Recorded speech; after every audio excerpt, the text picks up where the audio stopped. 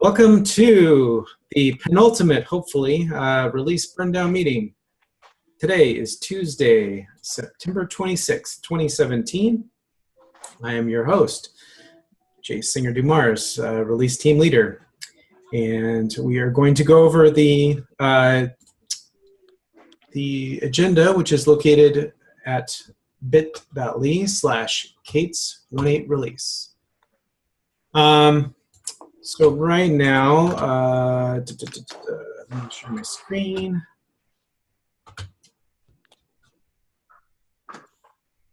Find the right window here. Sorry, this is always painful. All right. So today we've got some stuff to do.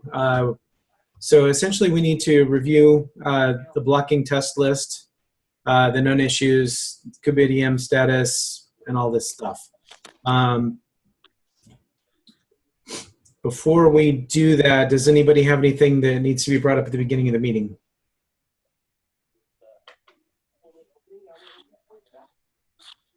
All right. Blocking test list. So, Aaron, can you speak to this PR and where it's at and all that good stuff? Or issue, rather, sorry. Okay. Number one, I liked that this was an issue to sort of get some people's attention as I was linking to other things. I regret it being an issue because it's a pain to update, and a spreadsheet would have been better. Duly noted, I'm going to make some notes in the retro about this, because a lot of this was human duplication of the summary tabs in test grid, just because there's certain tests that we're explaining away, and I can link to issues where we've explained those away, but they're still going to continue to fail for technical reasons, and there's no quick and easy way to ignore those and make test grid go green for those things. So, okay, in brief, on the release 1.8 blocking dashboard, the two biggest things were Kubernetes and Federation. Federation is working again. Kubernetes, we kicked the upgrade job over to the upgrade dashboard. I still have an issue out where GCE Kubernetes and periodic Kubernetes are basically the same job. It's just that the periodic one runs way more frequently. So I'd like to pay attention just to that. I've then noted that the GCI GCE slow, GCI GKE, and kubelet tests are all a little flaky, and also the serial tests are really long and take 15 hours to get 3 consecutive passes. So those things we should pay, in my opinion, we should pay less attention to. I wouldn't consider them blocking. I would consider them informative, unless there's a common trend across all of them. The late-breaking thing is that the AWS tests seem broken across both pre-submits and all post-submits. I've filed an issue on that. I anticipate we'll have that fixed in a little while as the testing for folks roll in. On upgrade tests, I think basically I just caught up to what's been in Eric's brain, where essentially most of the upgrade tests aren't worth paying too much attention to as green boxes versus red boxes, because many of them have known failures. And those that don't have known failures, or even if they do, they take anywhere from 10 to 12 hours to run. So it would take us 36 hours to see 3 consecutive passes. So most of them, what we're going to be doing probably is just taking a review of the most recent runs of all the upgrade tests. And if all the failures that are there are the ones that we have listed in this issue, with links that explain why we're okay with them being failures or non-blocking or whatever, then we'll just call that good. A couple of the upgrade tests seem to be acting a little weird. The GKE CVM 1.6 to GCI 1.8 just started failing overall, and there's another one that has a bunch of before suite failures. But overall, it seems like we are trending in the correct direction there. There is one fix out that Liget has a bunch of questions over that fixes aggregator for the samples. 1.7 sample API server, just making sure that if we fix that for 1.8, we don't break it for 1.7. And there's one network partition test that I didn't see explicitly called out as something we can explain away, but I'll follow up on that. And then we're using the GCE scale correctness and performance jobs from release master blocking as informative only. We're really more looking for human guidance from Shyam and Liggett and those involved in chasing down our scalability API latency regression. Those were some words in some kind of order. Did that make sense to everybody? More or less, yeah. I think what we need to do is just figure out what is actionable, what isn't. And so if things are actionable and we're working on them, I don't know how to compile this information. There's got to be a way to do it. Maybe on the project board, or I don't know. So yeah. First, Aaron, just thanks a bunch for putting that issue together. We've tried a few ways now to track all this. We had a board. We had individual issues with tech labels, and now we have this. This seems fine in terms of at least it's sort of front and center, showing everybody what the things that are failing are, and we have some good discussion going on now. I say we just keep doing this and keep tracking on this issue if that works for everybody.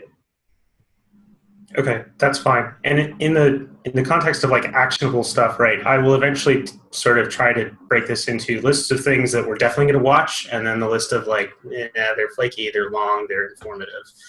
But I think everybody knows roughly what bugs they should be working on to either explain these away or get things merged to make red boxes turn green, or get the boxes out of the suite entirely. They're just the kubelet suite is mainly the one I haven't chased down issues for, and many of the kubectl SKU jobs, there's so many flakes in a particular set of tests that it's difficult to chase one issue down for that at the moment. But I'm feeling better about our signal. As flaky as some of the things are, it is predictable, and that's what I mean by, I think, catching up to Eric's brain. But I think that's probably what you've been seeing as well. Right, Eric? Yeah, this summarizes pretty well sort of the overall state of the upgrade test about the release. So just to distill this down, is there anything that is giving us pause that seems like it's going to push the release date? Right now. No. Well, my only concern is whether or not we have reached consensus on the API latency issue. But I think it's so. Adam did. Thankfully, he did pound the pavement inside Google to figure out how we're going to approach that. Adam, do you want to give a quick update on that? Sure. So I spoke to a handful of people. I think with the original scope and all the caveats that attached to this this performance regression, that it was a feature that was disabled by default, it was a beta feature, that we thought, yeah, we could actually go forward with it as a known issue. Since then, Shyam had pointed out that there's also masked in all of that some issue with pod deletion. I don't know if that is going to become its own kind of worry in its own right. I haven't seen how that's been evolving, but that's a distinct, separate thing. But putting that aside, the whole issue with the audit logging, that was kind of seen as something that we could broadly live with. Lots of questions. I spoke to 1-2 people inside, 1-2 people outside in the community. So first, yes. How did we actually changed the scale tests to test the production configuration, which does not have audit logging enabled, and that made the latencies much better. That revealed the pod delete issue. There was a theory as to what that was, and there's a targeted job running right now to test that. So hopefully we will know in a couple hours whether that has been resolved. To be clear, that test is running on master.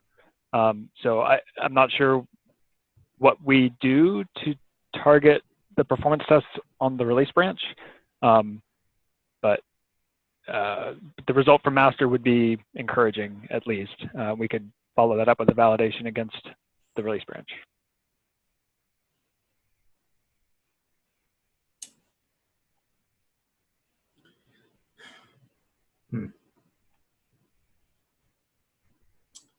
That makes me just a tad nervous. So I to don't be know clear, what we can do about it. the only changes so far have been to the performance job itself. There haven't actually been any code changes introduced to resolve this. So we made the performance scale test run in a configuration that matches production, and we reverted a change in the performance scale test that was done during the investigation to try to investigate different configurations. So we reverted that. So we're now back to the settings that we were at a month ago, with the one change to mirror production more closely. Okay. Well, I guess just keep us posted on that. Yeah. I don't know how to gauge whether at any moment we get pushed into a no-go situation, right at this particular moment. One other suggestion, I wish these things would have come to me earlier. I remember giving an update to the community about how there's scale testing done against both 5,000 node clusters and 2,000 node clusters. I don't know if, just trying to look at the jobs here, do the 2,000 node runs exhibit this problem, and are they significantly shorter in duration such that we could get feedback from those a little more quickly? I don't know. That would be a question for the scale team. Okay, I'll see if I can ping Shyam. Yeah, just ballpark looking at some things in Kubernetes. It looks like the full 5,000 node run takes about 16 hours, 17 hours. And the large performance job is also failing on the density test, and it takes about 8 hours. So we could get some more iterations there. Yeah, he actually focused the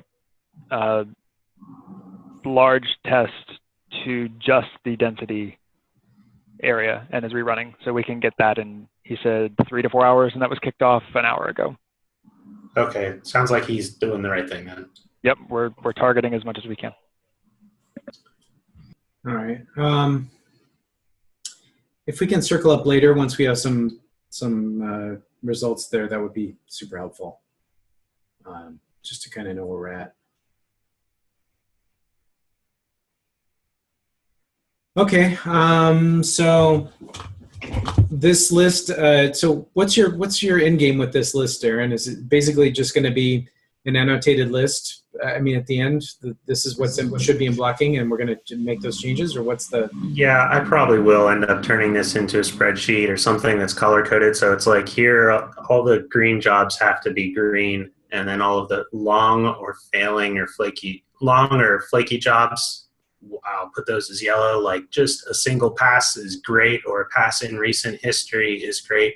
And then jobs that have known failures, I'll color code differently with the list of the known failures, so that you look at the most recent run, and if they failed, but these are the things that failed, then those we'll consider those passes too.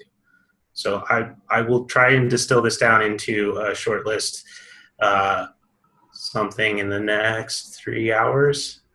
So then the end game of that is we're going to basically do a diff between current test state and that, and then at any given moment where all those patterns match, then we can potentially do a release. I mean, based just purely on that. There's obviously issues, but just test signal. Yes. Okay. All right, good. That will be extremely helpful. All right, so known issues. Let's take a quick peek at that.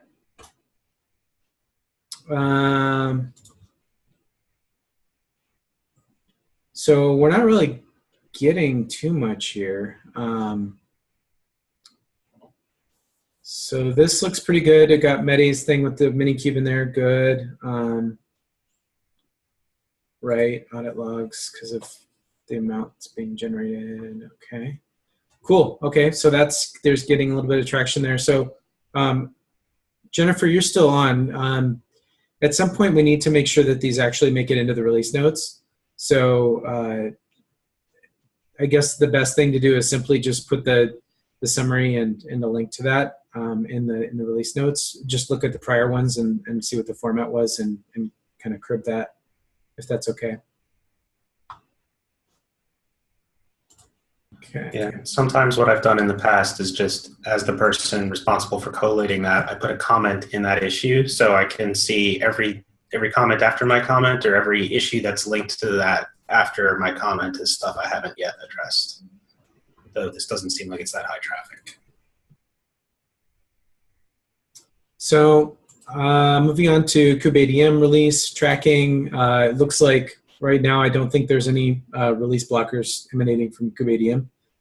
Certainly this issue is not getting any traction whatsoever. I'm going to leave this in the milestone literally until the last minute, but assume that right now that this is not release blocking until we hear otherwise. Okay, so we talked about the API call latencies, so that's being worked. May have another regression there in terms of pod deletion, which I guess will come out of that. I don't know if these test failure issues are still happening, but Eric, do you want to speak to any of these?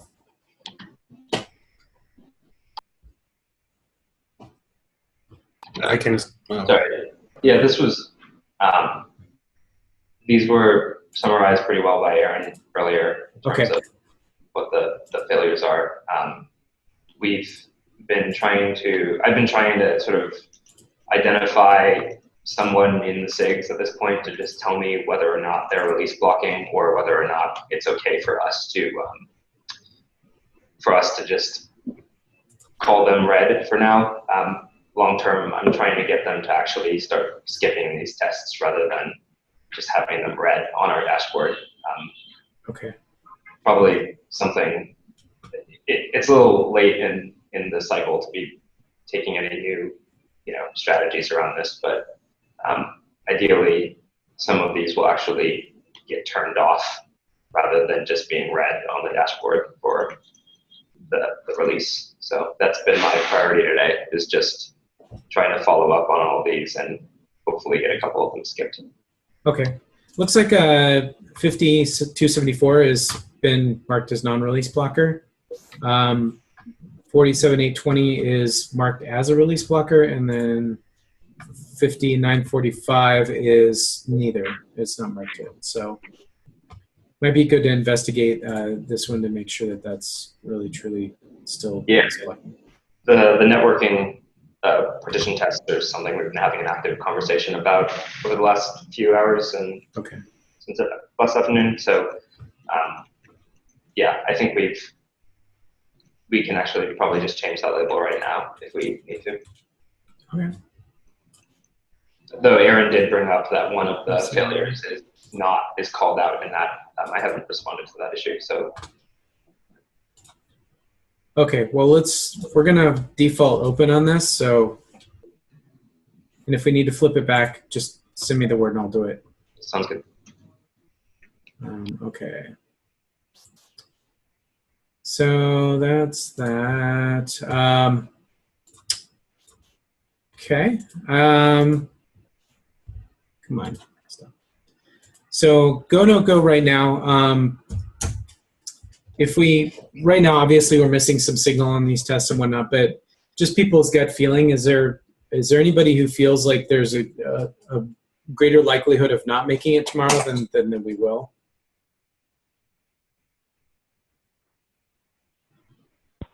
Cool. Okay.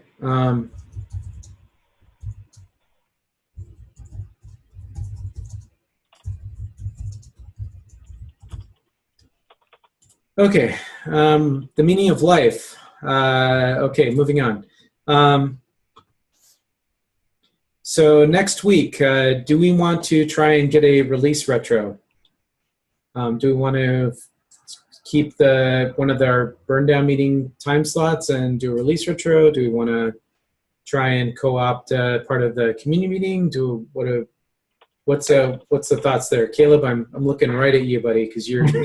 I think we can replace that community meeting wholesale.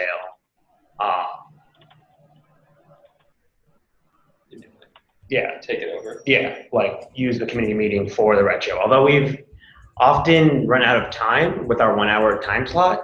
Yeah, So maybe every a 2 hour block on Friday makes sense. Or maybe 1 hour on Thursday and Friday. I don't know what's best. Friday's tough for the Oh, for European Europe, folks. yeah. But Yeah, if we do it at the normal time slot, it might be okay. It's like the end of the, at least for Central Europe. It's like, what, 5 o'clock, I think? So you're talking about this year. The community meeting time, yeah, which is. Would we want to take a week off or wait until next week just to give people a break after the release? Yeah, I think this was for next week. Okay. Yeah, for next week. yeah, not this week. Okay. How did we do on the last retro? Like, how many of those action items got actioned? A fair amount. I haven't gone through the deep analysis yet, but we did a reasonable amount of things that we said we'd do. So Whoa, slow down there. Save it for the retro. Come on. I thought that was like the first 10 minutes of our retro. Retro of the retro, sorry. And for what it's worth, I've been a big fan of breaking it up if we do end up spilling over, because my eyes kind of glaze over if I have to deal with people for more than an hour and a half at a time. all right. So we'll say that it's community meeting, and then Friday, same time as the community meeting, but on Friday, and then that'll be if we need it for flow over. I think that works great. So facilitator, I've done them since 1.3. I don't know if it would be a conflict of interest for me to run it, or if I'd be inhibited from giving feedback. Thoughts on that? I think we should bring in Sarah, George, or Paris. Okay. All of the plus ones to that.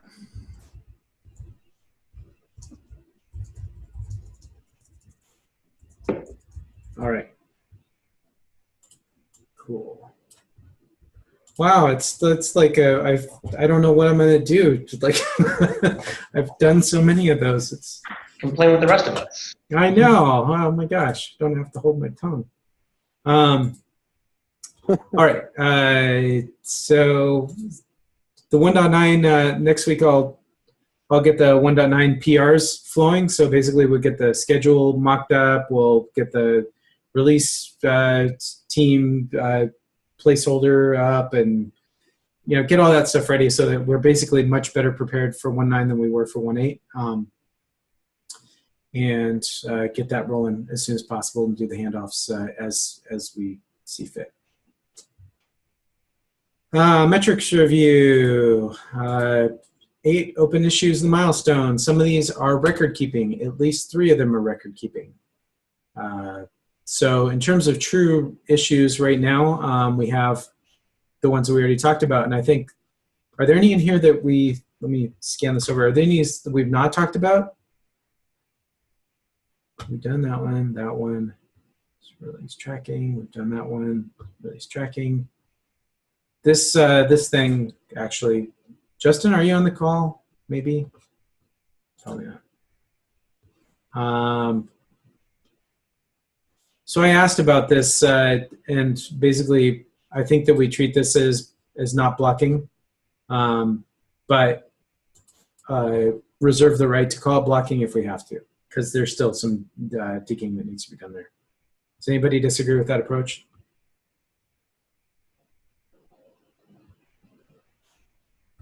Okay.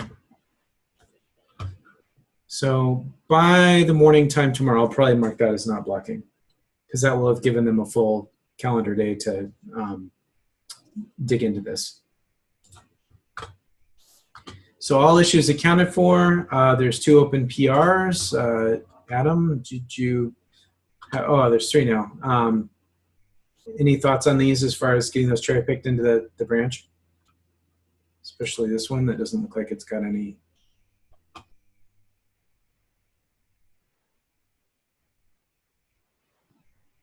What is this?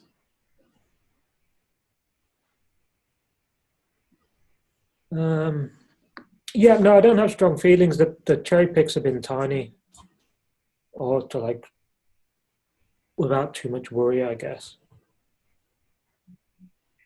Where are we going? Here we go. Okay. This one makes me a little bit nervous. this is. Does anybody have any context on this? Why this is in here? That's in master. But it's flagged for the 1.8 milestone.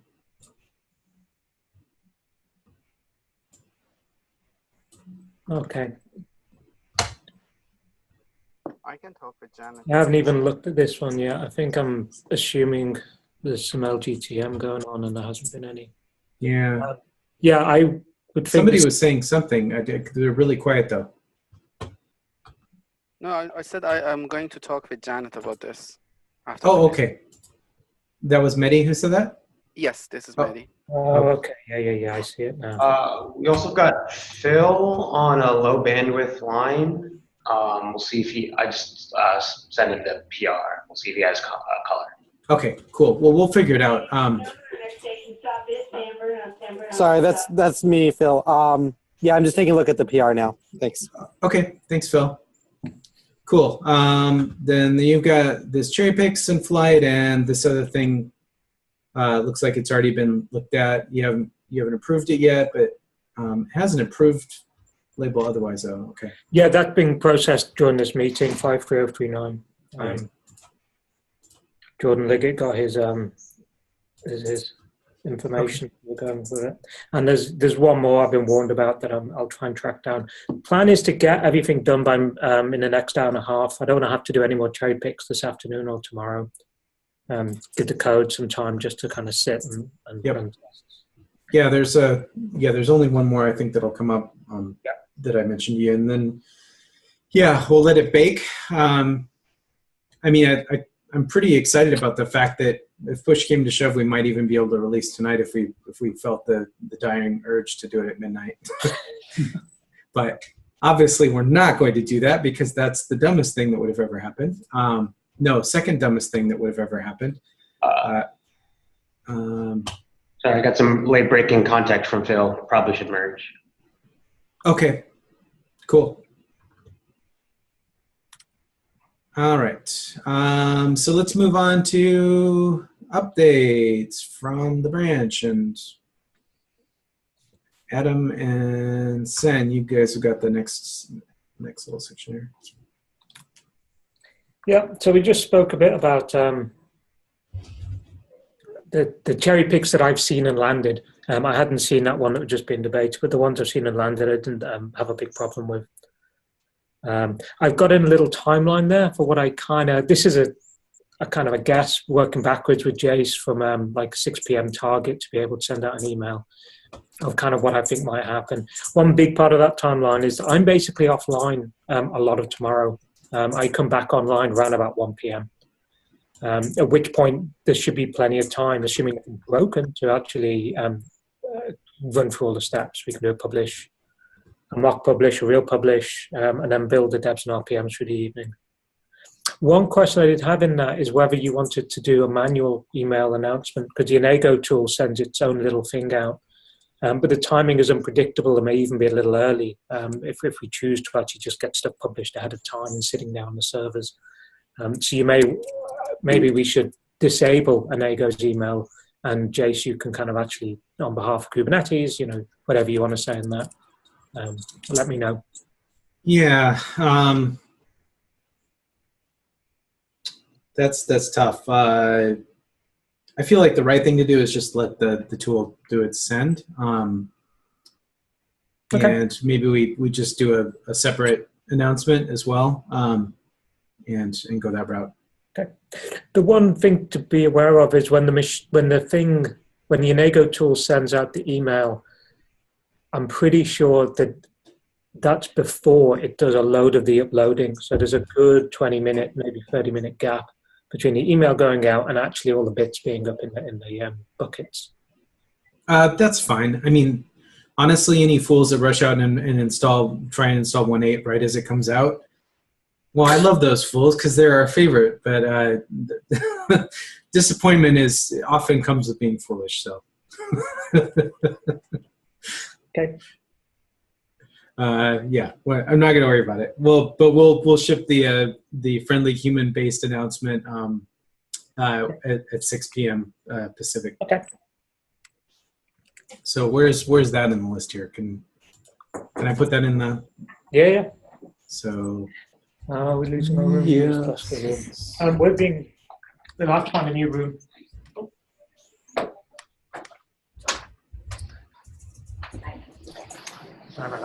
Okay, thank you, thank you. God, I booked for an hour. Okay. So guys, I have an update on the OpenPR. Janet wants this to actually be in 1.8, patched in 1.8. It's a bug fix. What should we do? What's the procedure for that now, 1 day before release? Adam will do the cherry pick approved on it. He'll cherry pick it into the branch, and then it needs to go through the normal channels to get into master. So this should happen in next 1 or 2 hours, as Adam said, right? Yeah. So have they done it? Oh, they'll need to do a cherry pick actually. So they put the cherry pick approved, and then use the cherry pick tool to put it in 1.8. Okay. Am I correct on that, Adam? Is that how you prefer the workflow? I don't know if you guys can hear me. Jeez. I think they lost the room, so Yeah. they may be disconnected for a while. Cool. Yeah, that's good. Yeah, so Adam, the process that Janet should follow is to use the cherry pick tool, make sure that you have cherry pick approved on the parent, and then you'll merge it into 1.8. Is that the plan for that? So what was that? You mentioned something about the cherry pick tool. What were you? Yeah, so they'll need to do a cherry pick on that particular commit, on the PR. Correct? Or is that not necessary in the state that it's in right now? Yeah, I think the usual workflow is PR gets merged in the master, and then there's a cherry pick. But Yeah, the AWS test is failing, so I don't think the PR will get merged into master. We're working on the PR thing. Okay. I'm sorry, I think I missed the context. We're moving between rooms. Are you expecting an additional PR? So the PR we already talked about, the one that was the TBD one. Okay. Yeah. Sure. Yeah.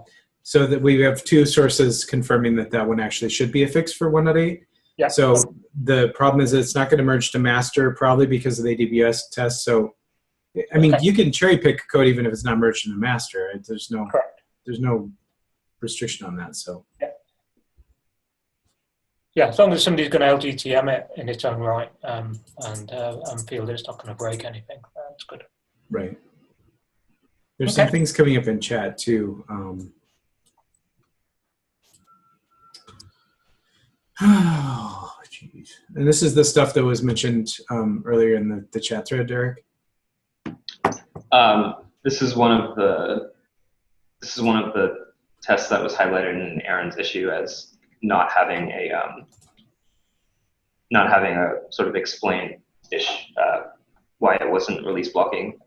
This is the first time that I've seen this test go red. I'm hoping that it's just because of the way that we did the sort of transition from our master ground downgrades to the 1.8 downgrades after code freeze. I don't have any color to this since I'm just seeing this now. Okay, so we'll just keep an eye on it. Yeah. But I will try to bug SIG scheduling and figure out who is, if this is blocking or not. Okay. But you have it as non-release blocker for the moment. If you change that, just do an at me in the issue. All right. So we've got a potential schedule here for the go live of the release. No build failures. We've gone through test stuff. Anything else you want to add here, either Sen or Eric? Nothing for me. We've covered it pretty extensively so far. Okay, good. Just sent a fix for the cops job, so hopefully that turns green soon. And the flake for the kubectl, I also have a PR to spit out the zero and non-zero suites. Hopefully those jobs will look better soon. Okay, cool. Documentation marketing, the blog, the official blog post isn't quite done yet. I just, in a perfect world, I wish that SIGs could review this and not just us, because we've given a lot of feedback and not necessarily had it integrated into the blog post. Future retro sorts of items, I think there needs to be much more collaboration on how we promote this on the official blog. Not to have too many cooks in the kitchen, but the releases now consist largely of a lot of cooks. So maybe we can have some sort of collective cake that we bake together that tastes good and has collaborative ingredients. And I'm done. So the PRs for the release notes are being discussed and worked out. That should be done hopefully by EOD today. And we are, so interestingly, just a quick aside on this, I was in the SIG cluster lifecycle meeting this morning, and they are already on notice that not release themes, but sort of goals and strategies that may span multiple releases are things that they're developing now, and they're deciding what they're going to fund in terms of work for 1.9 and beyond. This is the right way, hopefully, that we'll do it for 1.9. So basically, my idea is that they could potentially be working on the release notes draft day 1 of 1.9. And that's the level of planning that hopefully we'll start seeing SIGs start to adopt, where their release roadmaps drive out what those themes are, and they're not even really themes, but they're just objectives. And those objectives are either funded or not, and they either ship or not. And at the end of the release, instead of asking people to fill things in, we're asking them to mark out what didn't get shipped from their plan. So FY, we're trying to already shift course on 1.9 in ways that are positive. All right, any comments, questions, concerns, announcements, spontaneous comedy routines, musical instruments?